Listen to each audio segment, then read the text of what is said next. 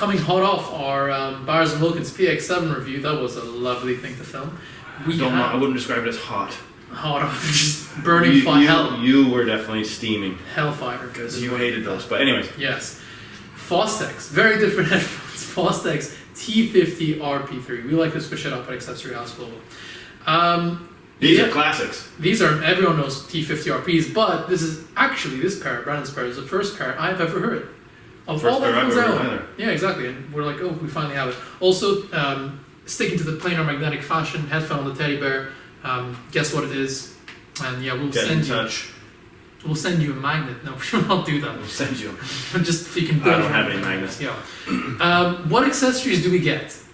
Nothing. You get a cable, and it comes in a box. Yep. But as you can see, at least you get just looking at these, actually these are the real ear pads here. They're a bit thin. I took them off when I put on a set of my Denon ear pads. They fit perfectly, and they feel a lot better with the And these do have ever so slight sound changes. We'll get onto it slightly later. But in terms of build quality design, this is probably the most utilitarian, like outside of the AKG like K240 and like proper studio monitors of the past. This is definitely some of the most utilitarian headphone design I've seen. Like this is HD250 Sennheiser like Studio Pro levels of utilitarian, which is good because these are meant to be a frills. Ordinary person isn't going to buy this, are they? They could though. They could, it's very but attainable. Most people haven't even heard of Fostex, have they? Exactly, but that's why we're doing this review as a personal service because these are amazing. Like just before we just prefacing this, that is don't the click first off and possibly the last time John Mark said something nice. Yep, exactly. This is a special day. Just buy these. That's it. No. Yeah. Design. I mean, let's just suit properly, I guess, just for the sake of showing everyone what it's like. This is they're very comfortable, it has to be said. They're very lightweight. This is all plastic, apart from this, which is metal, which already is better than the PX7. So just letting out that last bit of I don't steam. think we should compare it to that. No, we shouldn't. Yeah, just forget about it. Yep. I need counseling, to be honest. Forget about that. The only complaint I have about this entire design, I mean, it's fine. It feels like it's going to last a while. Again, it's plastic, but it's good plastic. Is this cable, if it is a studio pair, it's going to get yanked around. This actually plugs in. How do you... It locks. Like, it locks in, but it plugs in like...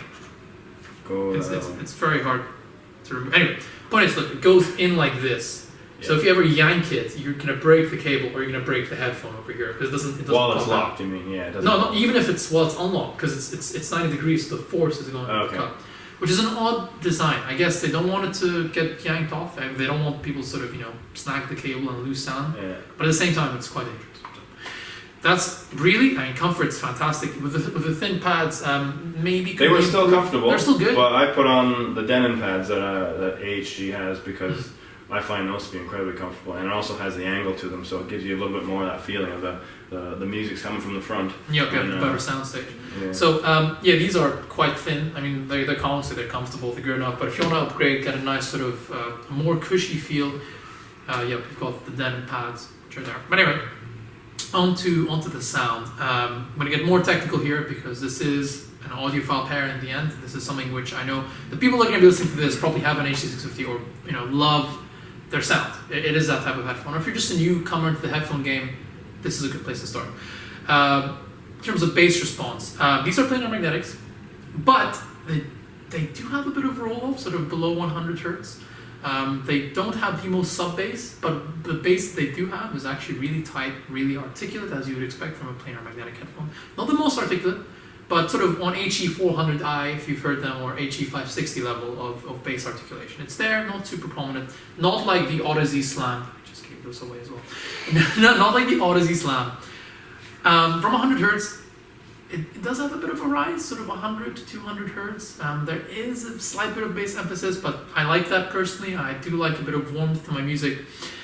And then now when you talk about planar magnetic, there's some people out there who don't know what that is. Yeah, so it's very different than a dynamic driver. Dynamic driver is what you get. When you say dynamic driver, that's like what you're getting with Beats, exactly. Bose, Sony headphones. We'll link in, there's like a very good diagram from Fidelity actually, which explains how planar magnetics work. But the base idea is a dynamic driver has a voice coil and a driver which moves back and forth. So the pressure on the diaphragm isn't evenly distributed. Whereas on a planar magnetic headphone, you have arrays of magnets and a thin sheet essentially. And when current runs through those magnets, well, it's a similar concept of dynamics in the sense that when you run a current to a magnet, generate field, and then the diaphragm moves, except with the planar magnetic, you're driving the diaphragm equally across the entire diaphragm instead of from a central point as you would do with a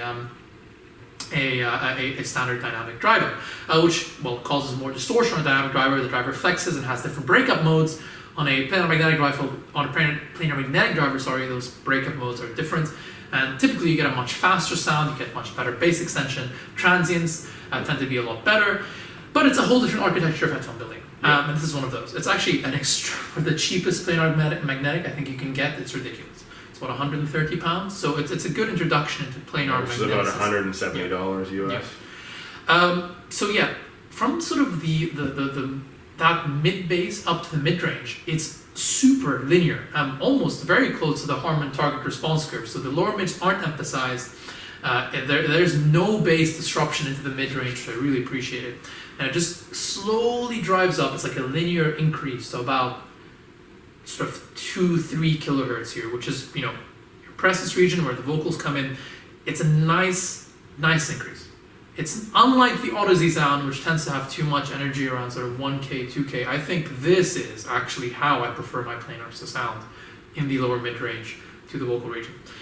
Now, in the actual vocal region, I did find a slight bit of forwardness. In female vocals, there was a slight bit of piercingness.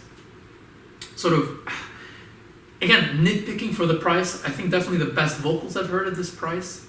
But again, this is comparing it to headphones far more expensive. I think this headphone does a lower mid-range and vocals excellently.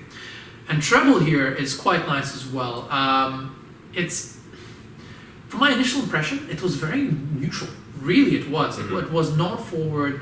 It wasn't laid back. I personally prefer a bit of a warm laid back sound. But here it was smooth. Slightly sizzly at about sort of 10K-ish. So S sounds could be a bit sharp sometimes. You could have a bit too much gloss in cymbals, if that makes sense. So when the crash hits, the tizziness might get you sometimes.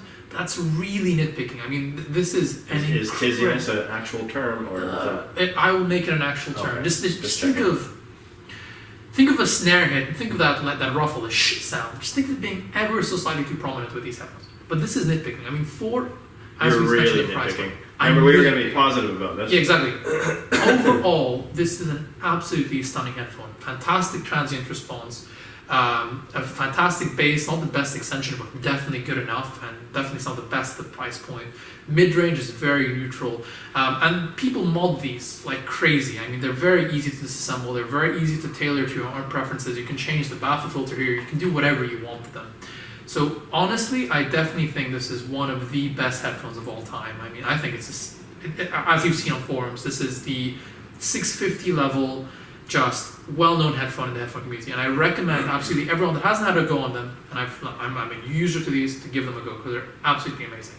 One of the best headphones. Full stop. I would have to agree on the sound. Obviously, I'm not going to get as technical as Jean-Marc just did, but these things are for jamming.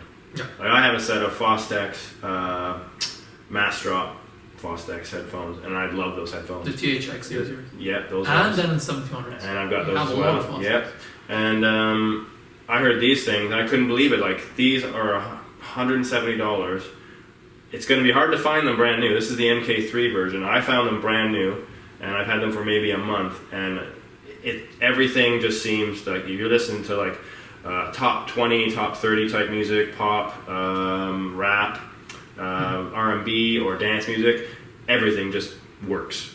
I've never heard anything this cheap sound this good. Sound this good. Yeah. It is far better in sound than any of these noise cancelling headphones that you can buy in the market, and it's half the price minimum. Yeah, but don't forget, you wouldn't use these on the tube or. These are very inefficient. Yeah. By the way. So if you want to drive these from your phone, your max volume, I'd recommend a dedicated headphone amplifier, something cheap even, like a FiO A3 or something. Literally, just get something. This is the best budget set. Cheap amp. This. If you're looking to get outside of noise cancelling headphones, do something a little bit more, learn a little bit more about headphones, and just have a set of headphones that are literally for jamming. 100%. These are the ones to start with. And the pads as well. These pads, which are on here, are nice angled pads. Sheepskin as well, right? They are sheepskin, They smell really nice as well. Angled, a little bit more comfy than these pads. This does increase the soundstage ever so slightly, but because of the way they're built, they did increase the bass as well. There's a better seal here than these pads. These don't really seal because they're so flat. It's just they just press up against you instead of covering your ear. So this does increase the sub bass a bit, and also pushes your 100 Hz, 200 Hz bass a bit as well. But if you like that Fostex sound and you like your bass, then this is just a pad set for you as well. I think they suit the headphone character quite nicely. These things are amazing. Yeah. Simple. So this is literally the first headphone that I've liked. 100% you've liked. Yeah, AHG recommended. Awesome. There you go. I don't know where you're going to find them. eBay? No, I found mine on eBay. Honestly, I did a quick Google search before this. You can buy them. You can still get them. So if you can find them, buy them. Right now. Now. Stay in the loop with our news, reviews, and how-tos. You can follow us on Facebook, Instagram, YouTube, and Twitter. And if you're really keen, you might even be able to slide into Monty's DMs.